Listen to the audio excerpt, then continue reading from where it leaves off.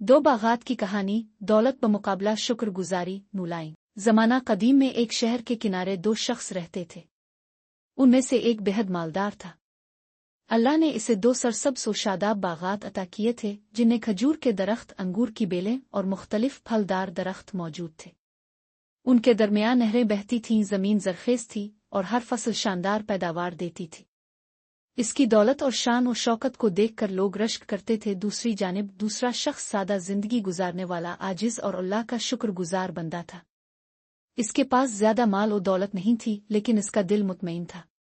वो हमेशा कहता, ये सब अल्लाह की नेमतें हैं, हमें इसका शुक्र अदा करना चाहिए। एक दिन मालदार शख्स ने फखर से अपने बागात का जायजा लेते हुए आजिज शख्स से कहा, देखो मेरा कितना शानदार रिस्क है, मेरे पास बेइंतहा दौलत है, मेरा बाग कभी खत्म नहीं होगा।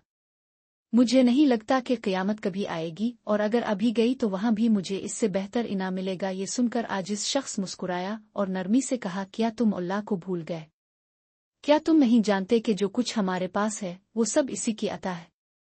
अगर वो चाहे तो एक लम्हे में सब कुछ खत्म कर सकता है। बेहतर यही है कि हम अल्लाह का शुक्र अदा करें और उससे खैर मांगे। मालदार शख्स ने तंजिया अंदाज में कहा लगाया और कहा, ये सब मेरी मेहनत और काबिलियत का नतीजा है। मैं खुद अपनी तकदीर बनाता हूँ, लेकिन अल्लाह को तकब्बुर पसंद नहीं। एक दिन अचानक जबरदस्त तूफान आया, बिजली चमकी और मूसलाधार बारिश हुई। देखते ही देखते पानी की नहरें सूख गईं, बागात उजड़ गए और वो सब कुछ खत्म हो गया जिस पर वो नाज कर रहा था। मालदार शख्स अपनी बर्बादी को देखकर हैरान और अफसुर्दा हो गया।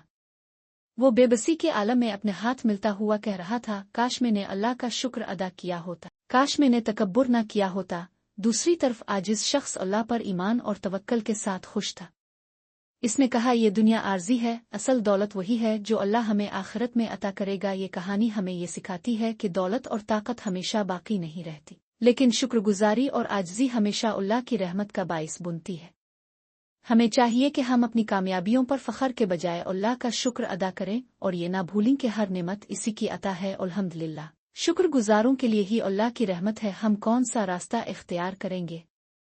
क्या हम इस मगरूर आदमी की तरह बनेंगे जिसने अपने रब को भला दिया? हम इस आजिज बंदे की तरह होंगे जो हमेशा शुक्रगुजार रहा? आइए हमेशा कहीं माशा अल्लाह, लाकू इल्ला बिल्लाह। अपने इस कहानी से क्या सबक सीखा, नीचे कमेंट में जरूर बताएं।